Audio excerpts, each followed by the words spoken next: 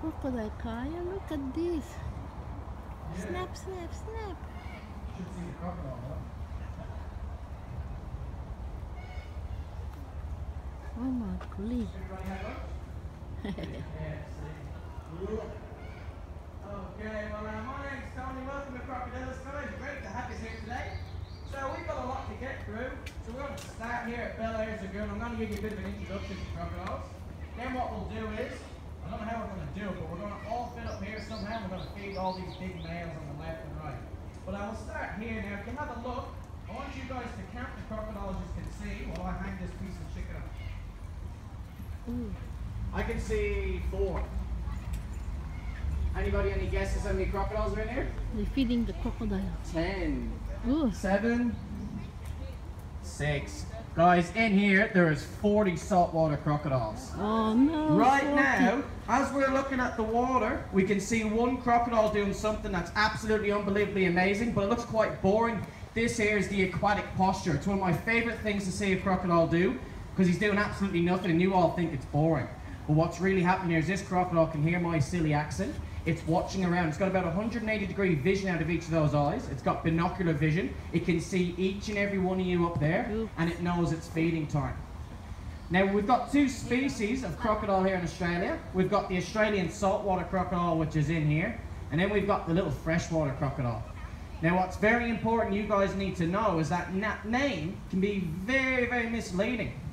Just last week, we had a few backpackers up here that travelled all the way up through far north Queensland, and they were telling me that when they pulled up to the water, if they went down and drank it and it was fresh, it was safe to swim in. No, that's not right, guys. The saltwater crocodile, he's mostly going to be found in fresh water, but he does have the ability to go out in saline environments. Now, there's 24 species of crocodilian. They're separated into 3 different families. Yes. So you got the true crocodilians, you got the alligators and caimans, and then you got the gharials and false gharials. Now, with the true crocodilian species, they have the ability to go out in salt water. Now, like us, they do need to drink fresh water, but they absorb the salt. And too much salt, they're going to get dehydrated. So what they have is these glands in their tongue that excrete the excess salt so as they don't get dehydrated. Now what we're going to try see here today is what you call a jumping crocodile. We've got one here on the left, he's looking a bit keen. And this is very natural behaviour, so this is behavioural enrichment for the crocodiles. We hang food out over the edge. Doesn't look very natural. I don't think you'd see one of these in the wall, a big piece of steel hanging out with a chicken leg off it. But what we're trying to recreate is a scenario that happens just about every day in the territory with crocodiles out in the wall. We just don't get to see it. What they do is they pop their heads up, have a look around, see what's in their territory. Saltwater crocodiles live 50 to 80 years. When he wakes up in the morning, he's not going to miss anything new in his environment. Pop up, have a look, see what's going on. You imagine this was a little possum coming down on a low-lying branch. He's going to pop up, have a look, duck down underneath the water and slowly make his way across. Now he can be moving underneath the surface of the water and there won't be a ripple on the top. You can see even here, just with a little bit of algae in his head, he's quite difficult to see. And what he'll do is use that tail, which is half his body length, to propel himself right up and out of the water. See him moving down? It's moving now.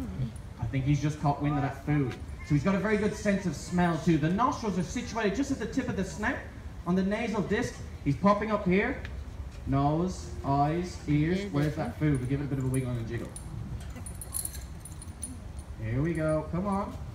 Now he has to be careful, he has to look for the other crocodiles. See the way he's had a look at where it is, guys. He's looking up, tail, bam, woo! Oh, that was quick. See how quick he moved? That guy there is about 50, 60 kilos, but once he noticed what that food was, that tail, very effortlessly, those fast twitch muscles, throw him right up and out of the water. And that was a pretty good jump. He almost got his bottom legs out there. Now he's not even a fully grown saltwater crocodile. He's only a young, probably a teenage croc. Come on, here we go, another little look. And this is a really big feed for him. That's why he put in a lot of effort for that. A crocodile here eating that size food, he'll be full for about 3 weeks. Even half a ton of crocodile. His stomach's only about the size of a basketball. He doesn't need to eat a lot of food. And the reason why is because he's ectothermic. We're endothermic. Who here had breakfast this morning? Did anybody have breakfast this morning? Yeah, okay, so here we go. Look at him. That's a good picture there. Whoa! That was cool. That was a really good jump, wasn't it? Really good jump. Now, what crocodiles do first thing in the morning, they don't eat bacon, egg, McMuffin and have coffee like us. What they've got to do is use the external heat to warm their bodies. So first thing in the morning, between the There we ears, you go. got this flat bit Cut called the over here. cranial.